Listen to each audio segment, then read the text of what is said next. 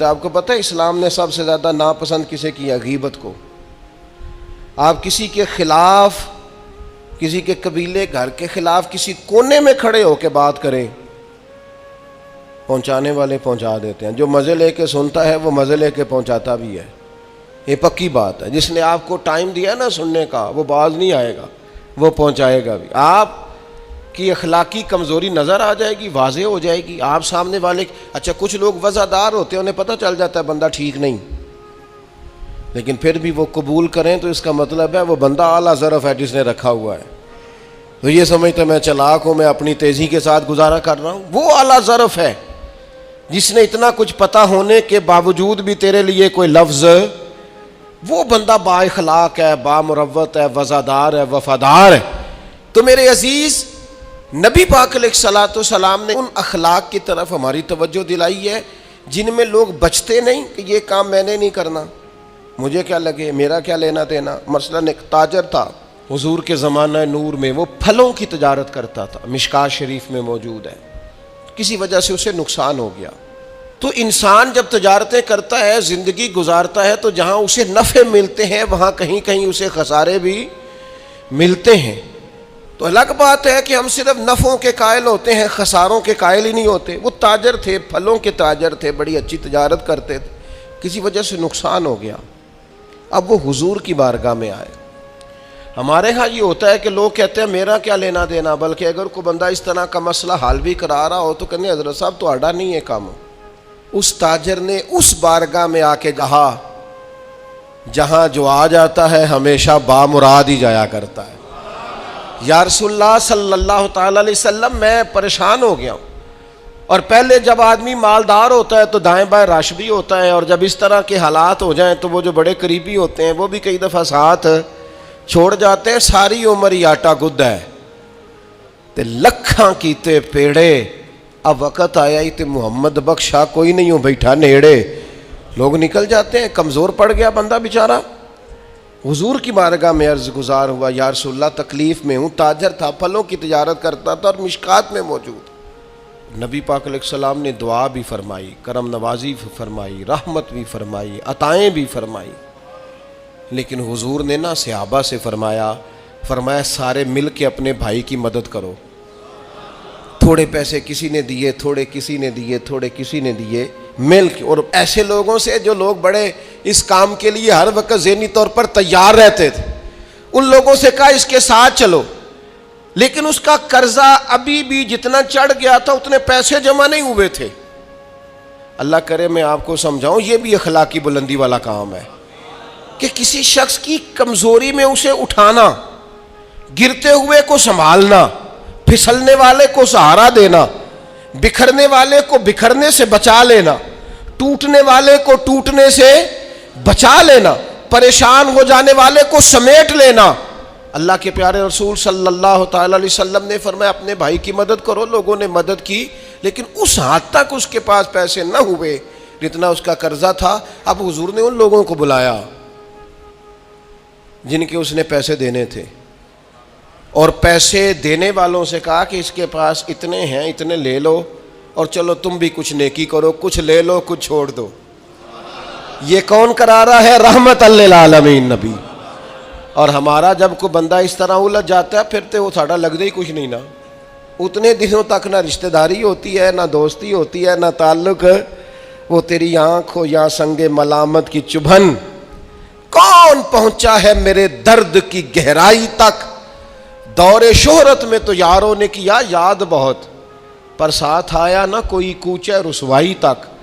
जब हालात ख़राब होते हैं तो सबसे पहला काम ये होता है मेरा ताल्लुक कोई नहीं, और जब ठीक होते हैं तो फिर बड़ी लंबी रिश्तेदारी निकलती है। ओ हो कहते हैं वो बड़ी दूर के मेरे करीबी ताल्लुकात है, वो बड़ा दूर का रिश्ता है, मेरा बड़ा करीबी लेन देन है। तो बड़ी उम्दगी से लोग, बड़ी दौरे शोहरत में तो यारों ने किया याद बहुत, पर साथ आया ना कोई कूचाए रुसवाई तक। जो अर्ज करने जा रहा हूं उस पर आपने ज्यादा गौर करनी है कि अगर कोई आदमी गिर रहा हो तो गिरती दीवार को धक्का नहीं देना, उसे संभालना है।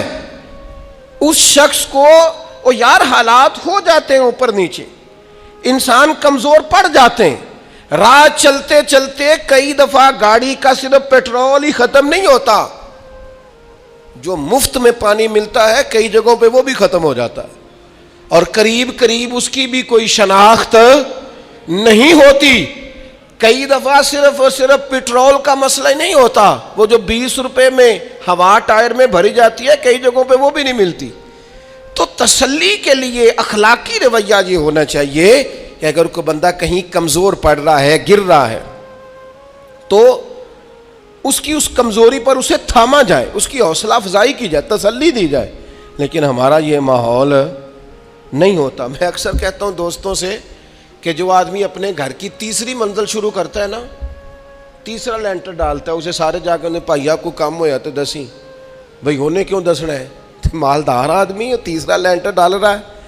लेकिन वो बेचारा गरीब आदमी जो बाले डाल रहा है और लकड़ी की छत डाल रहा है, वो अगर किसी से जाके कहता है ना थोड़ी इमदाद करा दे, मेरा काम रुक गया, तो कहते हैं आपने पहले बताना था, अब तो नहीं ना, मतलब वो तो बड़ी पुरानी बात थी, वो तो मैंने बांट दिया, रमज़ान में बड़ा कर दिया, फलानी जगह बड़ा। ये लहजा दुरुस्त, ये अखलाकी रवैया नहीं। दर्द दिल और चीज़ का नाम है, खैर खाई और चीज़ का नाम है।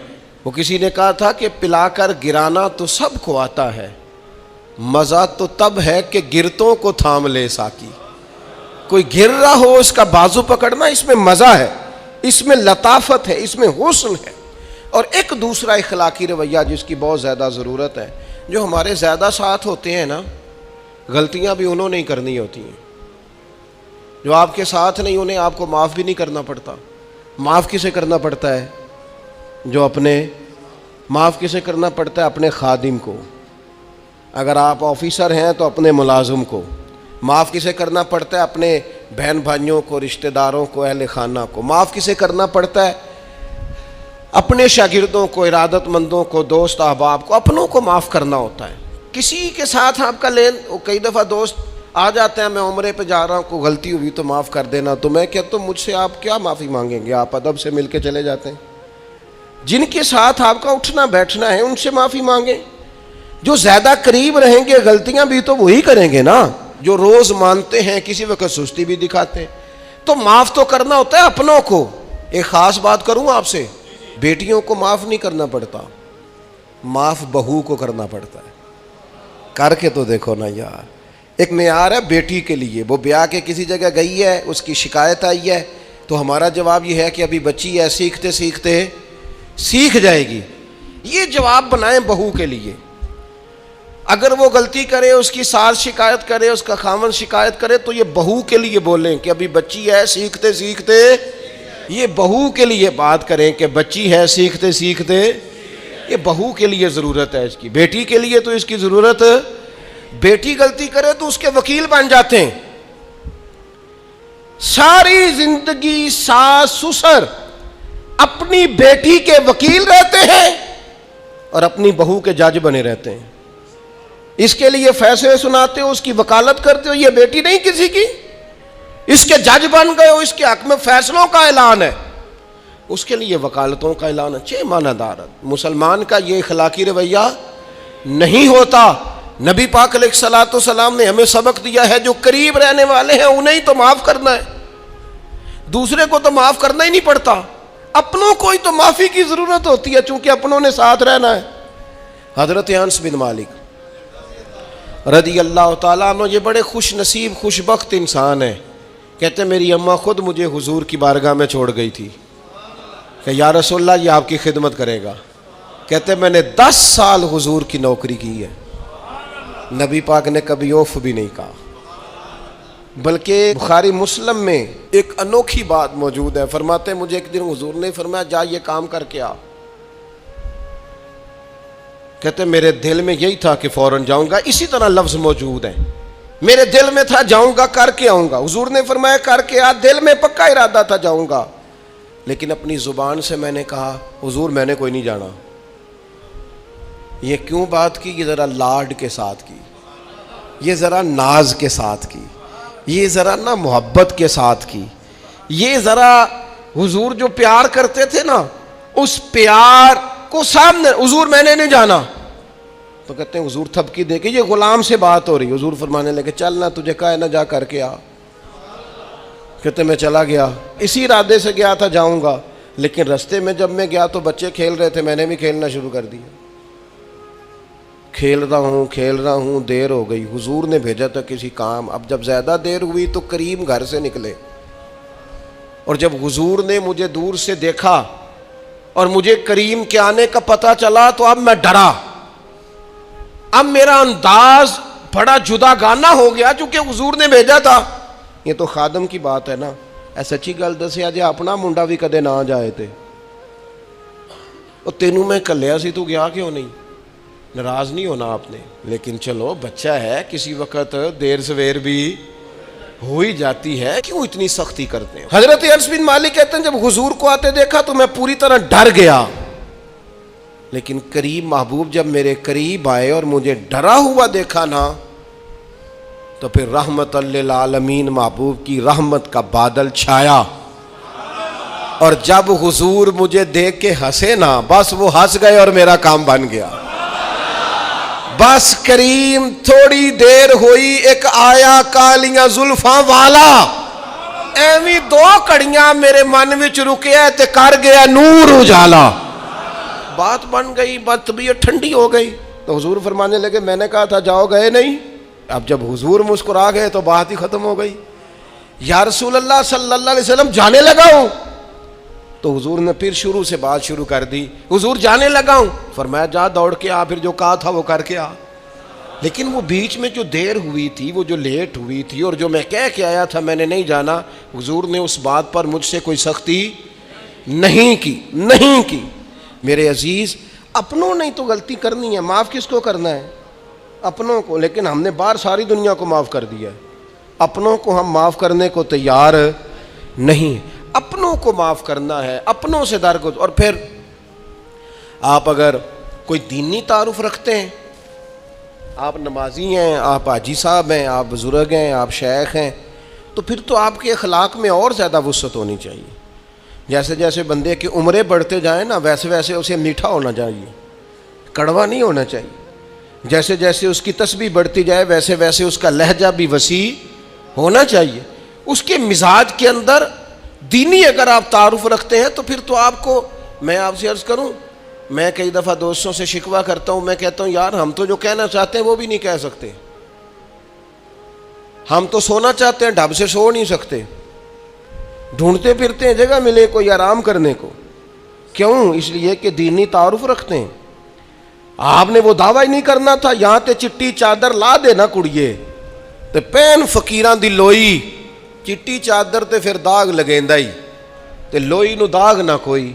जब आपका दावा है कि हमने काम करना है और बड़ी ऊपर वाली सतह पे करना है, तो फिर आप आराम ढूंढते फिरें, फिर आप करार ढूंढते फिरें। तो ये तो दो बातें हो गई।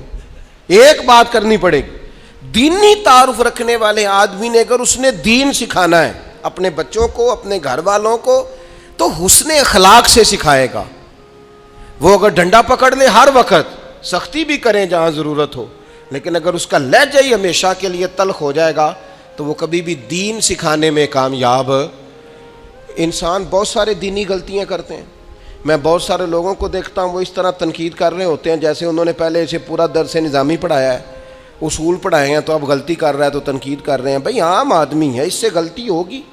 बड़ी अहम बात भी, बहुत बड़ा आदमी बुनियादी बात से भी किसी वक्त नाआशना हो सकता है, लेकिन आपके लहजे में सख्ती है, आप बात करते हैं तो तलख करते हैं, आपसे कोई दीनी कलाम किया जाता है तो आप सख्त हैं। दीनी लोगों को चाहिए कि वो दीन सिखाएं तो उसमें बहुत ज़्यादा अखलाक का ख्याल रखें।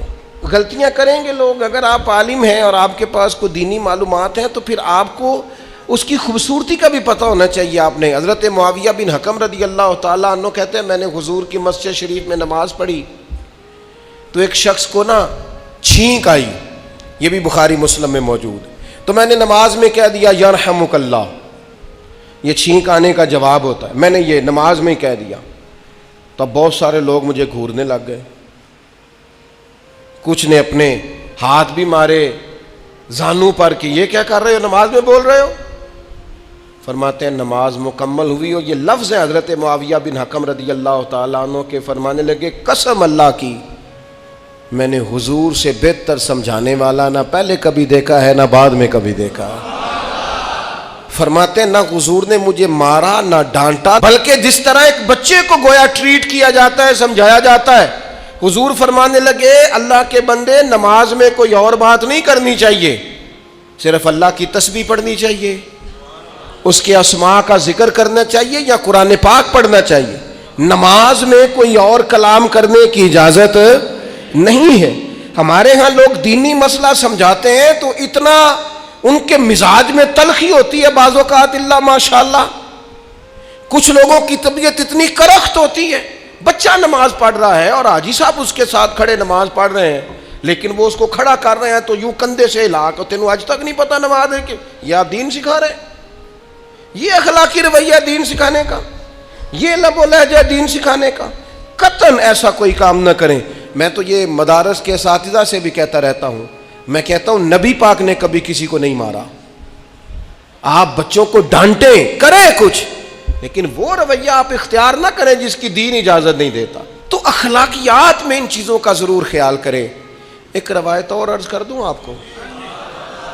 हज़रत जाबिर इब्न अब्दुल्लाह रज़ी अल्लाह तआला अन्हु फरमाते, मेरे वालिद उहुद में शहीद हो गए थे, मेरे ज़िम्मे बहनों का बोझ भी था और कर्जा भी था। अल्लाह के महबूब अलैहिस्सलाम ना मुख्तलिफ़ तरीक़ों से मुख्तलिफ़ अंदाज में मेरे ऊपर करम नवाजियाँ फरमाते। नवाजने का तरीक़ा, आप ना किसी को नवाजें बहाने बहाने से। मैंने बाद बुज़ुर्गों को देखा है, किसी बच्चे को इदारे में खानकाह में कमज़ोर देखते, वो सुरीला भी नहीं है, उसे कहते चल पुत्र नात सुना, वो नात सुना रहा है तो उसे नजराना दे रहे हैं, चल बेटे तिलावत सीख सुना, चल तकरीर सुना, किसी भी तरीके से उसको तसल्ली हो रही। और इस तरह का रवैया ना अपनाया जाए कि वो मांगने वाला बन जाए। ये अखलाकी बुलंदी होती है आपकी कि आप किसी शख्स को बहानों से नवाजें। इस तरह का माहौल ना बनाएं कि आप उसे कहें कि चूंकि तू कमज़ोर है, गरीब है, फ़कीर है, लिहाजा तुझे दे रहा हूँ। हज़रत जाबिर इब्न अब्दुल्लाह फरमाते हैं, और ये भी आपको मुस्लिम शरीफ में मिलेगा, फरमाते हैं कि जंग में मैं हुजूर के साथ था, मेरा ऊँट बड़ा कमज़ोर हो गया, बीमार हो गया, चल नहीं रहा था।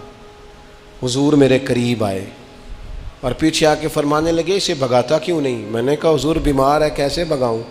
तो नबी पाक ने ना ऊँट को एक दुर्रा लगाया और गोया पैगंबर आज़म ने हुक्म दिया, नबी रहमत ने, नबी अकरम ने हुक्म दिया, फरमाया ऊँट भागता क्यों नहीं? वो जो सबसे पीछे था वो सबसे आगे निकल गया। वाह क्या जूदो करम है शहे बतहा तेरा, और नहीं सुनता ही नहीं मांगने वाला तेरा। सरकार ने हुक्म दिया, वो ऊँट सबसे आगे निकल गया। अब हुजूर घोड़ा दौड़ा के आगे आए, फरमाने लगे, जाबिर ये ऊँट मेरे हाथ बेच नहीं देता, वो बीमार था, हुजूर के हुक्म से भागा है, फरमाया बेच नहीं देता। कहा नहीं या रसूलल्लाह वैसे ही रख लें। फरमाया नहीं मैं पैसे दूंगा।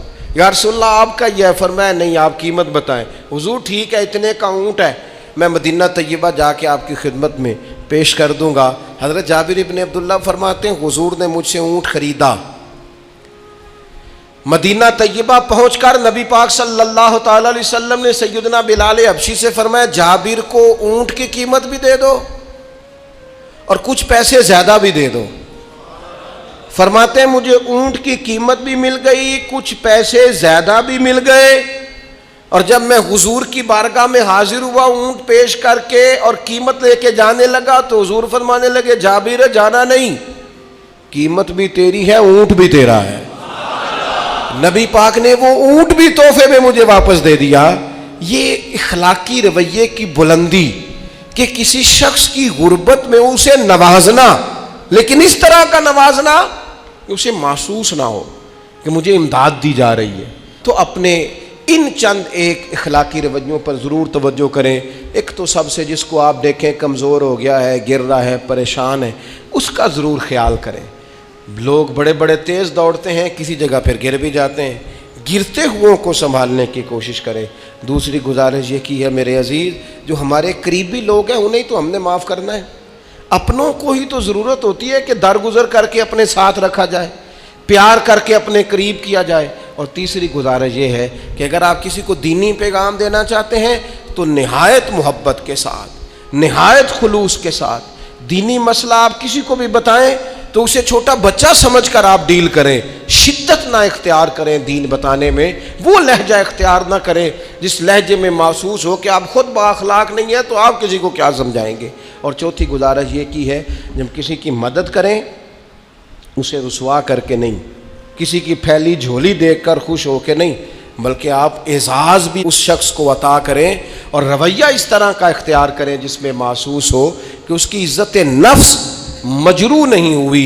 इन चीज़ों को पेश नज़र रख के जब इखलाकी बुलंदी हम हासिल करेंगे ना, एक मैं और बात बड़ी ज़रूरी आपकी खिदमत में अर्ज़ करूँ, जो आदमी भी अपने आप को बड़ा समझता है, वो माली तौर पे बड़ा है, इल्मी तौर पर बड़ा है, ओहदे के तौर पे बड़ा है, कबीले के तौर पे बड़ा है, ख़ानदान में बड़ा है, वो किसी भी मकाम पर किसी भी अंदाज में बड़ा है, अल्लाह ने फजल किया वो बड़ा हो गया, उसे समझ आ गई है कि कुछ लोग मेरी बात सुनते हैं, मेरा फ़ैसला मानते हैं, तो वो अच्छी तरह समझ ले कि अगर वो अल्लाह के फजल से उसे कोई मौका मिल गया बड़ा होने का, तो वो अपने अखलाक को बड़ा करे, फिर अपने किरदार को बड़ा करे, फिर अपने हौसले को, ज़रफ़ को और अपने जहन को बड़ा करे।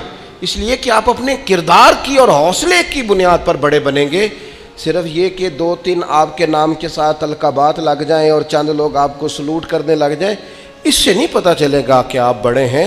किरदार व अमल से खुशबू आएगी तो पता चलेगा आप कितने बड़े हैं। अल्लाह ताला हमें समझने की तौफीक अता फरमाए।